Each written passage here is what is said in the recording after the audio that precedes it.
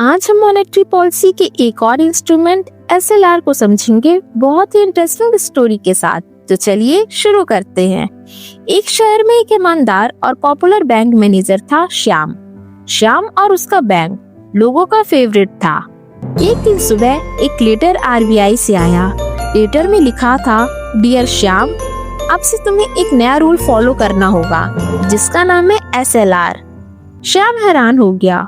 तुरंत लेटर लेकर अपने सीनियर एडवाइजर के पास गया। एडवाइजर ने कहा, बेटा श्याम, SLR एक सीक्रेट कोड नहीं बल्कि RBI का एक इम्पोर्टेंट रूल है जो हर बैंक को फॉलो करना पड़ता है। श्याम ने बोला, पर सर ये होता क्या है? एडवाइजर ने कहा, SLR यानी स्टैट्यूटरी लिक्विडिटी रेशियो, मतलब तुम्हें अपने बैंक के टोटल डिपॉजिट का एक पार्ट लिक्विड और सेफ एसेट में रखना पड़ेगा, जैसे कैश, गोल्ड और गवर्नमेंट बॉन्ड। इस पैसे को लोन के लिए यूज नहीं कर सकते। मान लो तुम्हारे बैंक में लोगों ने 100 करोड़ रुपए डिपॉजिट किए और RBI का SLR 18% है, तो तुम्हें 18 करोड़ को 3 फॉर्म में रखना होगा, जैसे 5 करोड़ कैश, 3 करोड़ गोल्ड और 10 करोड़ गवर्नमेंट बॉन्ड्स। इससे तुम्हारा बैंक हमेशा सेफ रहेगा। श्याम ने पूछा, सर SLR क्यों मेंटेन करना पड़ता है?